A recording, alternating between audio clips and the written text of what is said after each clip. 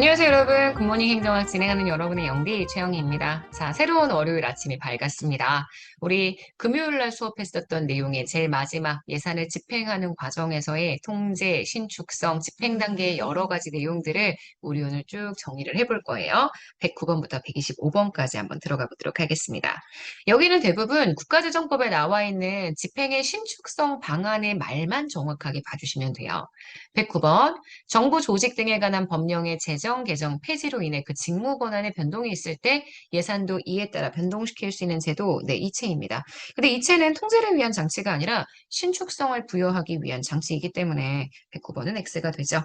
예산 총계주의는 기억하세요. 완전성의 원칙, 모든 세입과 세출을 예산에 리스트업, 계상해야 한다는 원칙입니다. 그래서 예산 총계주의가 신축성을 보장하기 위한 장치라는 건 말도 안 됩니다. 통제를 위한 보전적 예산의 원칙이다. 이렇게 봐주셔야 되겠죠. 배정과 재배정은 아시겠지만 통제를 위한 방안, 상대적으로 이용과 전용은 신축성을 위한 방안이기 때문에 둘이 같은 취지의 제도라고 얘기하는 건 정말 말도 안 되는 내용이 될 거예요. 자, 그래서 여러분 지금 111번은 현재 네, X가 되고요. 자, 그다음 112번으로 한번 가보도록 할게요.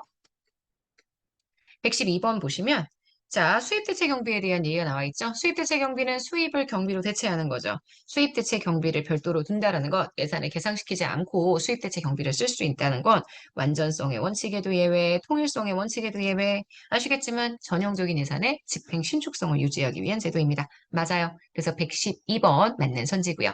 113번 예비비는 일종의 비상금이죠. 그래서 비상금은요. 함부로 쓸 수가 없습니다. 물론 국가재정법에서 용처를 딱 지정해 주지는 않는데 이 예비비를 절대 쓸 수 없는 게 바로 이거죠. 공무원 인건비 인상을 위한 인건비 충당을 목적으로는 사용할 수 없습니다. 그래서 맞는 선지예요.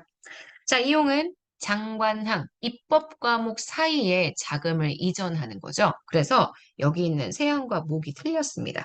국회에서 승인된 예산 중에 장관항 간에 울타리를 뛰어넘어서 자금을 이전하는 겁니다. 그래서 이용을 위해서는 국회의 승인을 받아야 돼요. 여기만 잘못되어 있습니다. X예요. 예산 집행 시, 네, 장관항뿐만 아니라 기관 간의 이용도 가능하다는 거 알고 계시죠? 자, 2월에는 두 가지 종류의 2월이 있습니다. 명시 2월과 사고 2월이 있는데 사고 2월은 불가피한 사유로 발생하는 2월입니다. 그래서 예산의 명시를 안 해도 되죠. 예산을 통해서 국회의 승인을 받지 않아도 2월 시킬 수 있습니다. 다만 그렇게 2월을 시키고 나면 다시 한번 제2월 하는 건 불가합니다. 그래서 요거 X가 됩니다. 117번.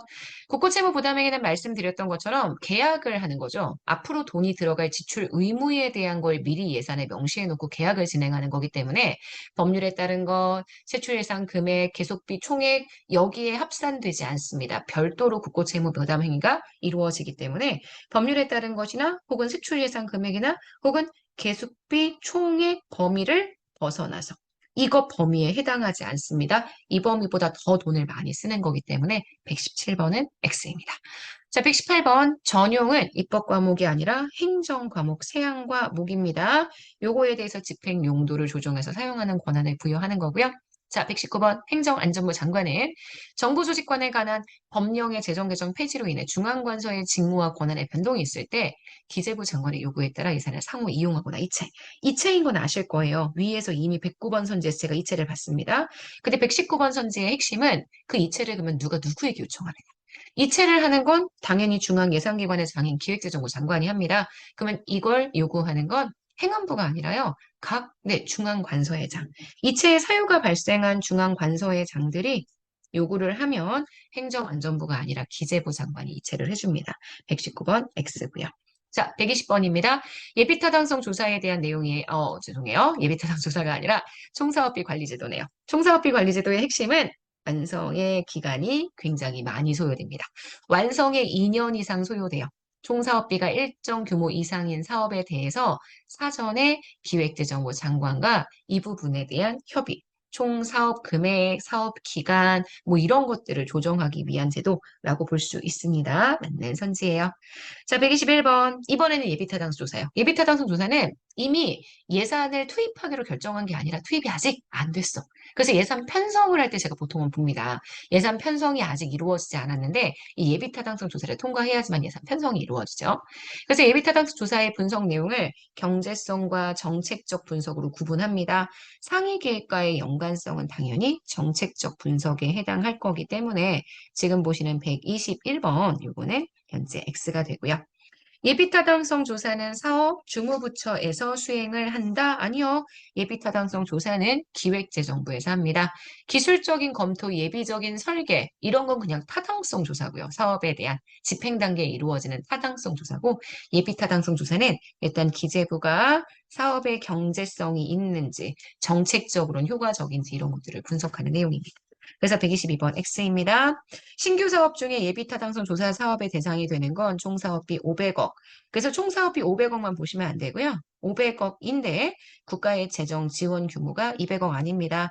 300억 이상인 신규 사업에 대해서 예비타당성 조사를 시행하게 되고요. 자, 그래서 X입니다. 125번 예비비는 예측할 수 없는 예산 외의 지출 또는 예산 초과 지출을 충당하기 위해서 특별 회계 아니죠. 일반 회계의 예산 총액의 100분의 1 이내의 금액을 세입세출 예산에 계산하게 됩니다. 자, 그래서 100분의 1이란 크기, 1%란 크기는 맞는데 이건 특별 회계가 아니라 일반 회계를 기준으로 봐야 한다. 이렇게 보셔야 되니까 125번은 X가 됩니다. 자, 여기까지 해서 우리 오늘 44일차 39강의 내용까지 정리를 했습니다. 근데 예산이 조금 잡히는 느낌이 들어야 할 거예요. 우리 내일은 예산 결산 과정 가지고요. 좀 더 자세하게 진행을 해보도록 하겠습니다. 여러분, 오늘 월요일입니다. 한 주의 시작인데요. 정말 잘 시작하시고요. 오늘 하루 정말 여러분 거일 거예요. 자, 우리는 내일 아침에 만나도록 할게요. 여러분, 안녕.